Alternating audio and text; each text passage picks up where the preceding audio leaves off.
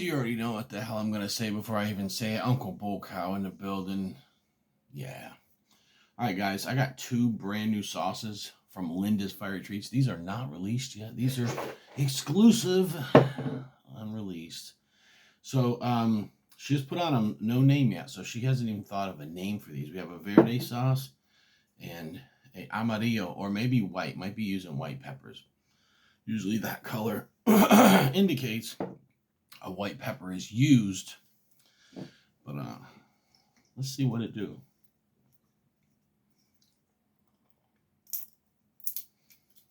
Now, if these are dessert or they're sweeter sauces, I can't do a lot. So just so you guys know, I do have a low carb breakfast burrito. So if they are sweet, it'll be offset. All right, here we go.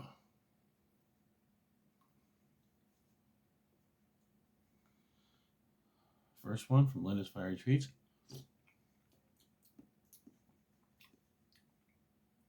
Holy mackerel.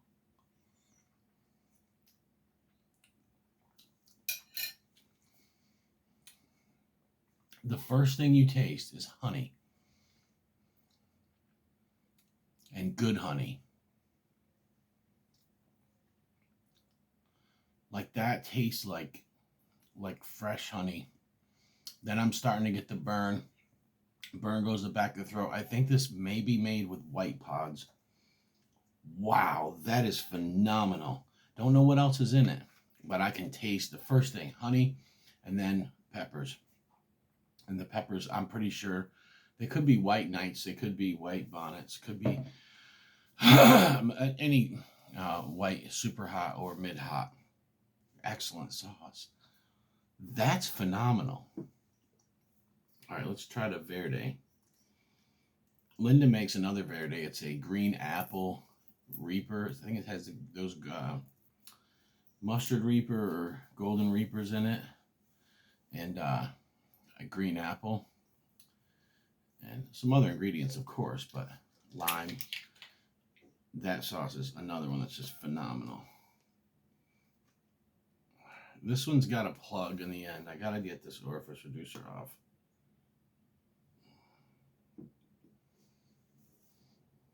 Oh my God, it smells divine. Oh, y'all ready? Look at that pour, guys. Linda's my competition. She's the only woman's cooking you eat in addition to mine, and love it so much.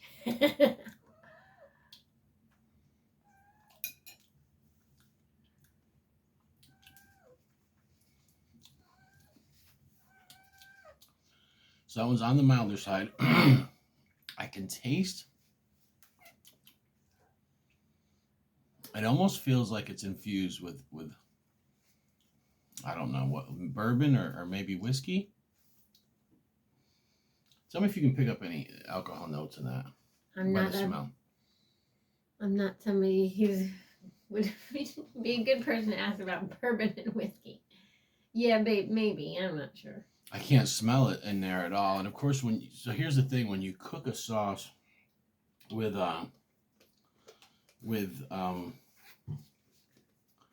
when you cook a sauce with, I guess I'm smelling a smell that probably any has kind of alcohol. to be The alcohol cooks alcohol. off, so you're not going to smell the alcohol in it.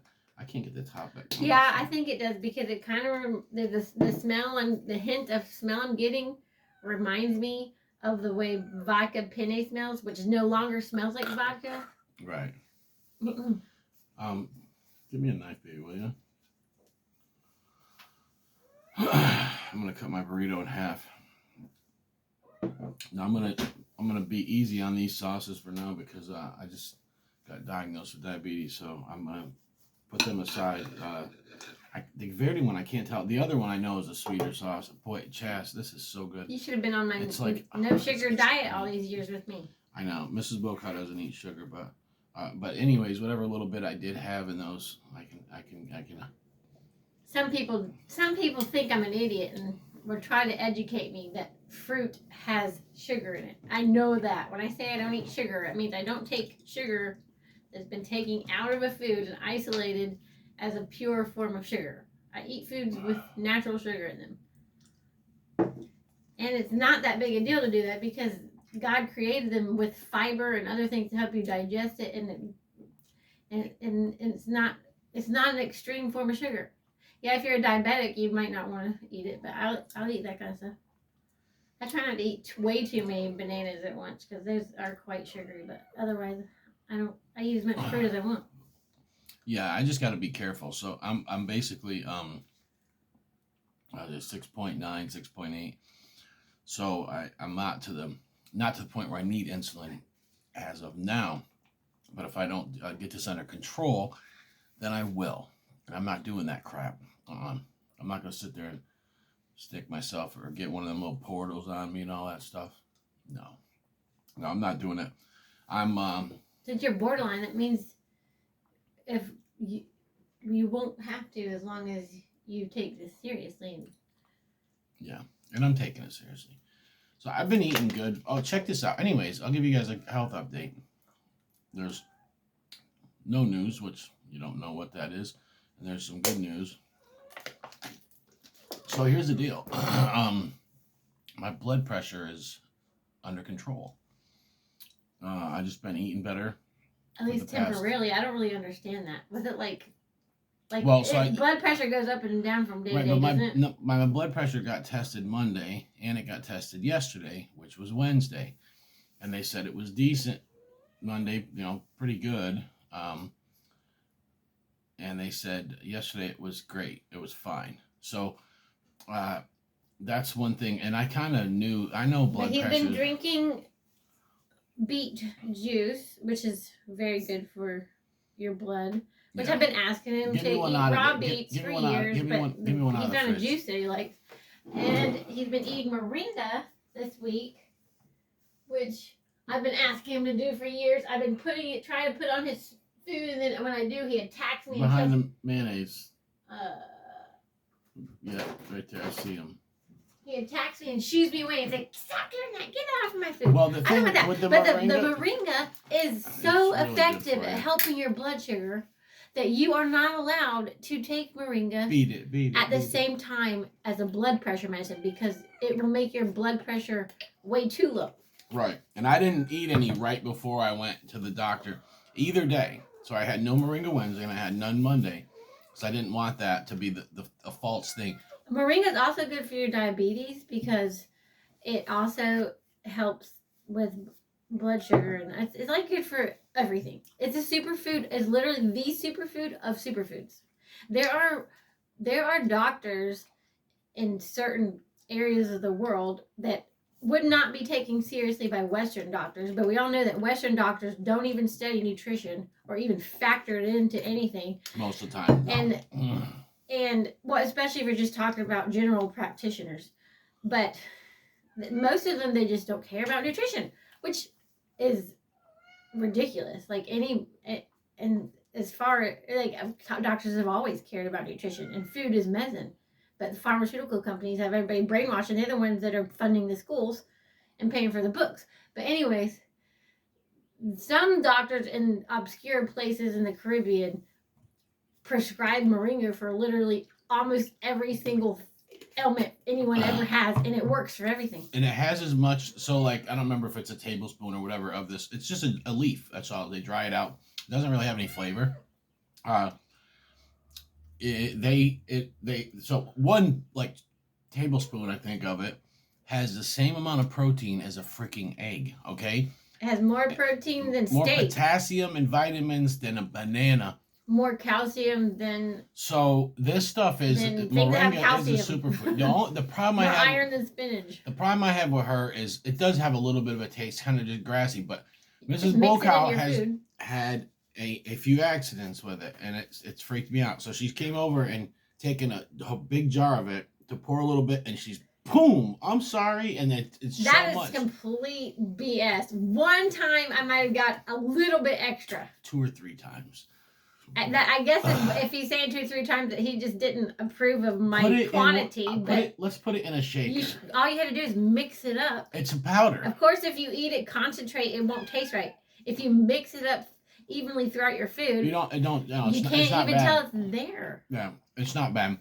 We actually made a hot sauce with it. Mrs. BullCow's Mean Green.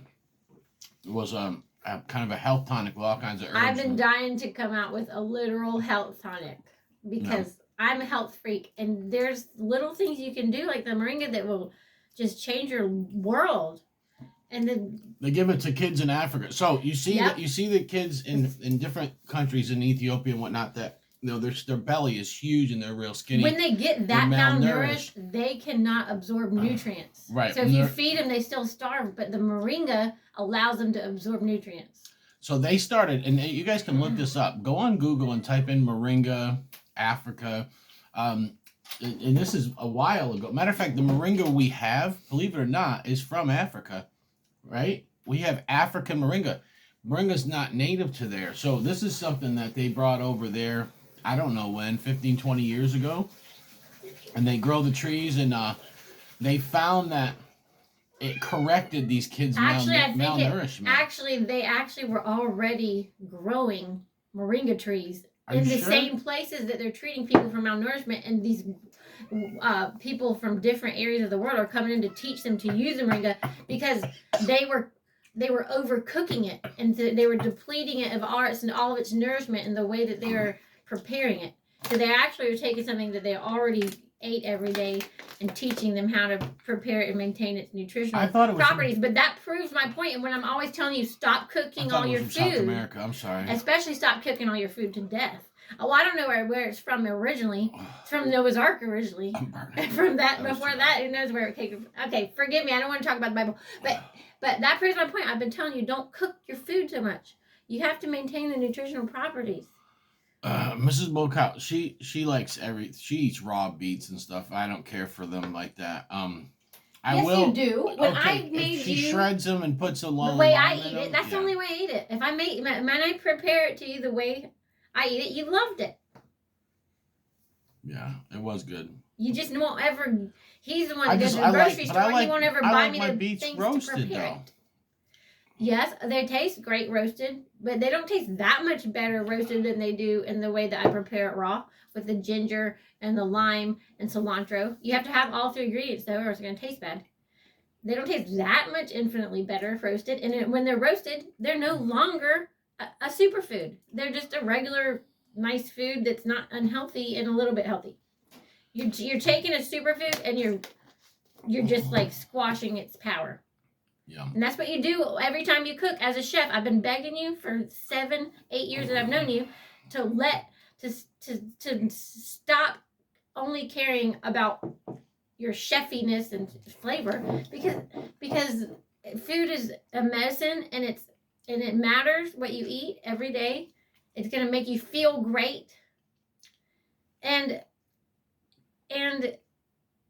I can make things taste great. If you would get out of my way in the kitchen, I can make things taste great when they're raw. I know how to cook raw food properly where you're not eating disgusting stuff. I don't drive due to medical reasons. He won't pick up the proper things from the grocery store for me to prepare it correctly. I spend $400 a week on groceries, and I get all organic stuff. But anyways, guys, we're gonna get going. I'll tell you about the stress tests and stuff. When we get some land, I'll grow everything for Uncle BullCow, so I don't have to. Oh, yeah, I am running my mouth because I just found out that my husband got. No, I know. I'm not halfway I'm out not death's door. I'm not mad at you. I'm just telling you that I'm about to lose. And I want everyone to be healthy, including you. So I wanted to rant to everyone to take care of themselves. Listen to Mrs. BullCow because I didn't. Uncle BullCow loves you guys. What?